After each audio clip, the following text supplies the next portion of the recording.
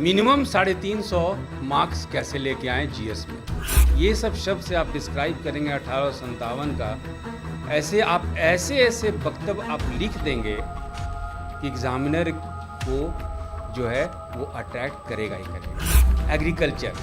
Agriculture बहुत important topic है इस बार के लिए। कृषि आप सॉल्यूशन दीजिए। आप बीपीएससी का परीक्षा दे रहे हैं, ऑफिसर बनेंगे, सॉल्यूशन तो देना ही होगा ना, समाज का, अर्थव्यवस्था का, और यही पेपर 2 खोजता है। तो आप एक चार्ट बनाइए, लेकिन एक इंट्रोडक्शन लिखिए, पृष्ठभूमि लिखिए। पेपर 2 में खास करके चार्ट से, पाई चार्ट पे बनाइए, डाटा डालिए। डाटा याद करना किसी भी तरीके से मुश्किल नहीं है। आप उसका देखिए वीकनेस क्या है, क्योंकि अधिकारी की तरफ को सॉल्यूशन देना है। जो टॉप 10 में आया है, जो टॉप 50 में आया है, उसमें अंतर एक ही है कि टॉप 10 वाले का राइटिंग अच्छा है। नमस्कार, आप देख रहे हैं द बिहार टॉप। मैं हूं आदेशपुरी। आपको बता दें कि बीपीएससी का पीटी परीक्षा समाप्त हो गया है। 14 नवंबर को पीटी रिजल्ट आ जाएगा और 29 दिसंबर से मेंस शुरू हो जाएगा। सबसे अहम परीक्षा, सबसे मुख्य परीक्षा मेंस ही होता है, क्योंकि इसी के आधार पे आपका जगह लगभग पक्का होता है बीपीएससी में, और इंटरव्यू जो है वो रैंक पक्का करता है। हमारे साथ हैं केएस आईएएस के राकेश सर हैं। इनसे हम बात करेंगे कि आखिर मेंस में कैसे प्रभावशाली उत्तर को लिखा जाए कि ज़्यादा से ज़्यादा अंक को प्राप्त किया जाए। क्योंकि आपको बताएं कि अब जो है आईआईटी वाले, टेक्निकल डिग्री वाले बहुत ज़्यादा आकर्षित हो रहे हैं बीपीएससी की तरफ। ऐसे में आपका जो लिखावट है कैसे प्रभावशाली हो, इसको लेकर बात करेंगे। सर, मेंस जो है मुख्य अब परीक्षा अब शुरू हो रही है, इसी के आधार पर सारा सर ये कट ऑफ बनता है। कैसे सर इसके लिए सब प्रभावशाली तरीके से तैयारी किया जाए, और सबसे मेन है कि जो आप पढ़ते हैं उसको अच्छे से आप एग्जामिनेशन हॉल में लिख दें, इसके लिए क्या स्ट्रेटजी होनी चाहिए? Thank you sir. हमारे इस सेशन में हम लोग कॉन्सेंट्रेट जनरल स्टडीज, समान अध्ययन मेंस पे करेंगे, पेपर 1 और पेपर 2। और हमारा ऑब्जेक्टिव है, उद्देश्य है इस चर्चा का कि मिनिमम 350 मार्क्स कैसे लेके आए जीएस में।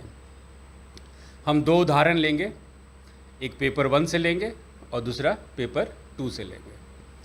और लास्ट में हम लोग चर्चा कर लेंगे कुछ इम्पॉर्टेंट टॉपिक्स का, प्रायोरिटी वाला। तो पेपर 1 पे यदि हम लोग देखा जाए तो 1857 का विद्रोह, 1857 का जो रिवोल्ट है, वो इम्पॉर्टेंट टॉपिक है। 1857 का विद्रोह पे क्वेश्चन बहुत बनता है। एक साधारण क्वेश्चन बनता है स्ट्रेट फॉरवर्ड, इसका कारण क्या था। दूसरा क्वेश्चन बनता है जो हिस्टोरियन के आपस में विवाद है कि इसका प्रकृति क्या था, what was the nature of the 1857 revolt. क्या सिपाही रिवोल्ट था या फर्स्ट वॉर ऑफ इंडिपेंडेंस था। तीसरा जो बिहार के संदर्भ में बनता है कि 1857 विद्रोह का योगदान क्या था इंडिया लेवल पे और बिहार के लेवल पे। तो सबसे महत्वपूर्ण चीज़ है कि यदि आपको एग्जामिनर को अट्रैक्ट करना है अपने वर्ड से, अपने इंट्रोडक्शन से, पहला तो एक पृष्ठभूमि बनाइए। और हम लोग स्टार्ट कर सकते हैं कि लॉर्ड कैनिंग को जब फेयरवेल दिया जा रहा था लंदन से इंडिया जाने के लिए, तो इंडियन सिचुएशन पे उनसे इंटरव्यू लिया गया था सर। तो लॉर्ड कैनिंग बोले थे कि the sky of India has small bubbles not more than a fist, but sooner or later it will burst and it will ruin the empire. और यही हुआ सर। 2 साल के बाद, ये 1855 का स्टेटमेंट है, और 2 साल के बाद हम लोग 1857 का विद्रोह देखते हैं। इस विद्रोह में, इस पॉइंट को डालिएगा, इस विद्रोह में सिपाही के अलावा समाज के हर एक वर्ग के लोग इसमें भागीदारी थे। उनका एक लक्ष्य की प्राप्ति था। सबसे महत्वपूर्ण इंपॉर्टेंट ये है कि 1857 का विद्रोह एक बंद अध्याय नहीं था, बल्कि भावी पीढ़ी के लिए एक जीवंत एक परिणाम देके गया, एक जीवंत उद्देश्य देके गया।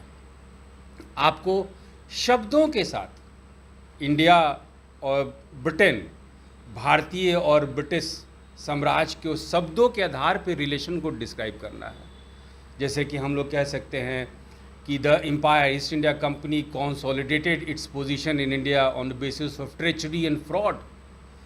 धोखा पे, है ना, दुर्व्यवहार से, रेशियल सुपरियरिटी का कॉन्सेप्ट डालना है, नस्लीय श्रेष्ठता, है ना, ये सब कुछ शब्द है, कुछ इम्पॉर्टेंट शब्द है जिसके हिसाब से आपको है। रिप्रेसिव फाइनेंशियल पॉलिसी, है ना, जो है कि एकदम दमनकारी वित्तीय नीति। तो हर एक वर्ग को टच करते हुए सही सही आपको जो है शब्दों का इस्तेमाल करके 1857 को विद्रोह देना है।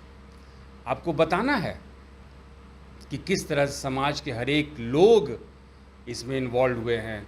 कुछ आप टाइम्स लंदन के एक आर्टिकल निकला था 1870 में, 1857 के बाद 1870 में लंदन में ये न्यूज़पेपर में निकला था कि एक बहुत बड़ा फैक्टर जो 1857 का विद्रोह था वो था मेम साहब। आज जो हम लोग मेम साहब कल्चर सुनते हैं, वो मेम साहब कल्चर सर 1857 में आया था, क्योंकि उनकी जो वाइफ थी, जो मैडम थी, वो बहुत ज़्यादा एक्सप्लॉयटेशन करते थे, बहुत ज़्यादा ही दुर्व्यवहार करते थे वो अपने डोमेस्टिक सर्वेंट के साथ। इसीलिए जब मेरठ से सिपाही दिल्ली पहुँचे तो पहला काम जो है यही लोग घरेलू जो नौकर जो आप कहिए, वो लोग डोमेस्टिक सर्वेंट, डोमेस्टिक हेल्प, ये लोग पहले जो है खुद अत्याचार जो किए मेम साहब पे। इसीलिए इंग्लिश हिस्टोरियंस बार बार कहते हैं 1857 वॉज एन बारबेरियन एक्ट, एक जो है ना जंगली एक कृत्य था, बर्बरतापूर्ण जो शब्द डिस्क्राइब किया था, ये डिस्क्राइब किया जाता है। एक डर का माहौल था, घृणा वाला डर, ये शब्द घृणा था लेकिन घृणा वाला डर। एमिली एडन एक राइटर थी जो कि लॉर्ड ऑकलैंड की सिस्टर भी थी, वो भारत इसी समय आई थी और उनको एक नील के इंडिगो फैक्ट्री के बगान मालिक उनको अपने साथ खेत पे ले गए, और खेत पे ले गए और अपने साथ बुलडॉग लेके जाते थे, और बुलडॉग जब लेके जाते थे तो जैसे ही खेत पे पहुंचते थे कुत्ते को छोड़ देते थे। कुत्ता को देख के सारे मजदूर भागे फिरते थे।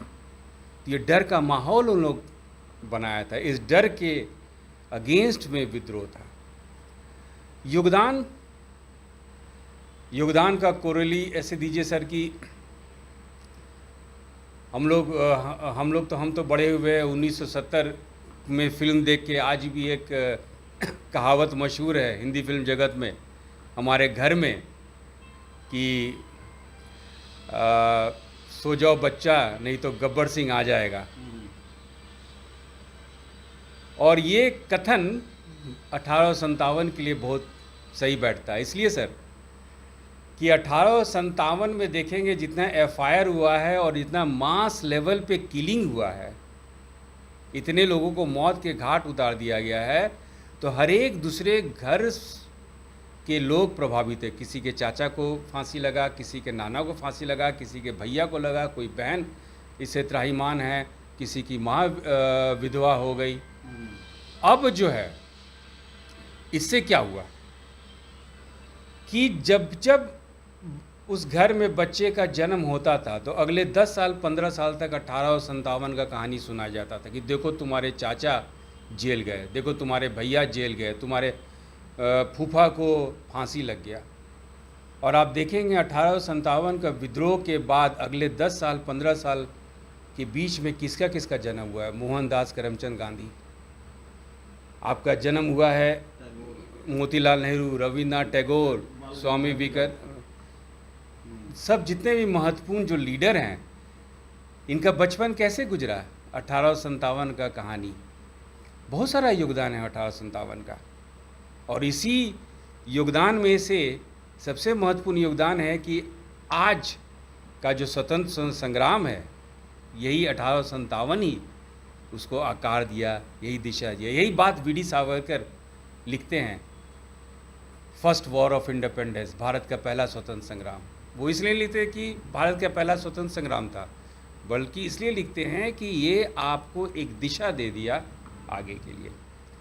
तो ये सब राइटिंग में आपको इस दिशा में बढ़ना है आगे। सोशल, यदि बात सामाजिक व्यवस्था की बात हो तो आपको शब्दों के हिसाब से एक्सप्रेशन डालना होगा कि कौन कौन सा सही टेक्निकल वर्ड। हर एक पेपर का एक टेक्निकल वर्ड होता है, हर एक पेपर का एक शब्द होता है जो कि इसको डिस्क्राइब कर देता है। जैसे एक दो बार रेप्रेसिव फिजिकल मेजर्स, है ना, दमनकारी राजकोषीय उपाय हुआ, है ना, फिर आपका एक हुआ हैप्लेस पीपल ऑफ इंडिया, माने असहाय जनता, ये सब शब्दों से आप डिस्क्राइब करेंगे, माने पेन्यूरी कंडीशंस ऑफ पीपल, है ना, चरम दरिद्रता, विनाशकारी परिणाम, ये सब शब्द से आप डिस्क्राइब करेंगे 1857 का।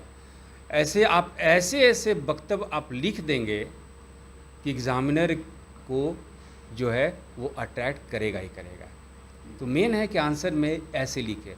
ये पेपर 1 का एक उदाहरण है। पेपर 2 का उदाहरण आपको हम लेते हैं एग्रीकल्चर। एग्रीकल्चर बहुत इंपॉर्टेंट टॉपिक है इस बार के लिए। कृषि, WTO एंड एग्रीकल्चर, WTO और कृषि भारत के लेवल पे पढ़िए आप। कृषि बिहार के संदर्भ में पढ़िए। बिहार के संदर्भ में जब पढ़िएगा तो याद रखिएगा पेपर 2 में हमेशा क्वेश्चन के आधार पे आप समाधान दें, चाहे क्वेश्चन में समाधान पूछा हो चाहे नहीं पूछा हो, आपको सॉल्यूशन देना ही है। एक तरीका बताते हैं सर, देखिए मान लीजिए कृषि पे क्वेश्चन है, कृषि पे बहुत तरीके का क्वेश्चन बन जाता है। एक आपको थोड़ा सा हम इंट्रोडक्शन देते हैं। कृषि बताइए कि कृषि बिहार के लिए क्यों इम्पोर्टेंट है। इसलिए कि 2030 का जो सतत लक्ष्य हासिल करना है उसके लिए बिहार में कृषि में परिवर्तन, बिहार में कृषि का विकास बहुत ही ज़रूरी है, क्योंकि more than 50% of the workforce in Bihar is concentrated on agriculture, number 1।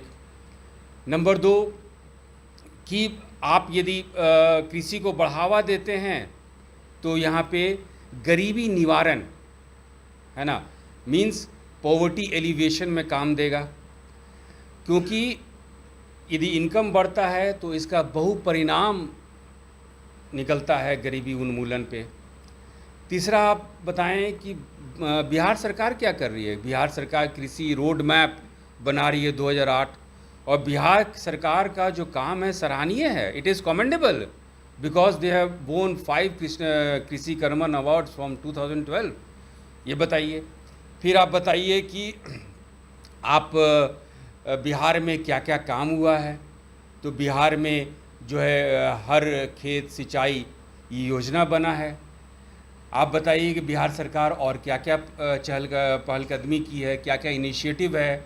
अब बिहार सरकार बिल और मिलिंडा गेट्स फाउंडेशन के साथ कोलैबोरेशन की है ताकि डिजिटल एग्रीकल्चर का कॉन्सेप्ट आए। तो बिहार सरकार काम की है, इसको सराहना कीजिए। लेकिन तो भी हमारा गरीबी उन्मूलन नहीं हो पा रहा है, एक प्रॉब्लम है। आपको एक अधिकारी की तरह आंसर लिखना है, आप सॉल्यूशन दीजिए। आप बीपीएससी का परीक्षा दे रहे हैं, ऑफिसर बनेंगे, सॉल्यूशन तो देना ही होगा ना, समाज का, अर्थव्यवस्था का, और यही पेपर 2 खोजता है। तो आप एक जो है एक चार्ट बनाइए। चार्ट में बनाइए बिहार भौगोलिक क्षेत्र कितना है, अंग्रेजी में मिलियन हेक्टेयर में लिखिए, हिंदी में लाख हेक्टेयर में लिखिए। फिर लिखिए कि कृषि युक्त भूमि कितना है, वन क्षेत्र कितना है, कितना भूमि उपलब्ध है आपका जो है कृषि कार्य के लिए, कितना भूमि उपलब्ध है बिल्डिंग के लिए। ठीक है, क्योंकि आपको सॉल्यूशन देना है सरकार को कि भाई हमारे यहाँ कृषि इतना विकास किया है तो भी हम लोग पॉवर्टी एलिवेशन में पूरे इंडिया में सबसे नीचे आ गए हैं, इसको कैसे ठीक करें। तो ठीक करने का आप तरीका बताइए कि बिहार में सबसे बड़ा प्रॉब्लम है कि 90% जो खेत का जोत है सर, लैंड होल्डिंग्स है, वो सीमांत किसान और लघु किसान है, small and marginal farmer. Small and marginal छोटा छोटा खेत का टुकड़ा है, तो सर यंत्रीकरण कैसे होगा, कैसे आप टेक्नोलॉजी लगाएंगे, कैसे मैकेनाइजेशन लगाएंगे। कोई अच्छा ट्रैक्टर है, कितने दूर तक आप चला पाएंगे, है कि नहीं। आप दूसरा बताइए क्लाइमेट रेजिलिएंट प्रोग्राम्स, माने कि जलवायु प्रॉब्लम है। आप बिहार का ज्योग्राफी बताइए कि देखिए गंगा नदी 2 पार्ट में डिवाइड कर रही है। यदि नॉर्थ बिहार देखें तो बाढ़ प्रोन एरिया है, बाढ़ प्रवण क्षेत्र, फ्लड प्रोन एरिया। दक्षिण बिहार देखिए तो सूखा प्रवण एरिया है ना, ड्रॉट प्रोन एरिया। और ऐसे स्थिति में आपको जो है जलवायु अनुकूल कृषि करना है, जिसको कि अंग्रेजी में हम लोग क्लाइमेट रेजिलिएंट प्रोग्राम्स कहते हैं। आपको अनुसंधान और रिसर्च करना है, एक्सटेंशन प्रोग्राम बनाना है फार्मर्स के लिए कि किस तरह का नया विधि आप बनाएं, किस तरह से नया टेक्निक इस्तेमाल करें, और ये भी बताना है कि बिहार सरकार क्या क्या की है। ऐसी बात नहीं है, आपका श्री विधि राइस में आपका फूड ग्रेन प्रोडक्शन बढ़ा है बिहार में, ये डाटा दीजिए। लेकिन अपॉर्चुनिटी है, अवसर है, इसको और बढ़ाया जा सके। और कृषि बढ़ाना हमारे लिए महत्वपूर्ण है, क्योंकि एक किसान को एग्रीकल्चर के अलावा एक्स्ट्रा इनकम मिल जाएगा यदि आप मत्स्य पालन करते हैं। मत्स्य पालन करने के लिए हमारे पास नेचुरल रिसोर्स है। चौर एरिया को डेवलप कीजिए, आपको मछली पालन के लिए उससे अच्छा नेचुरल है नहीं सकता।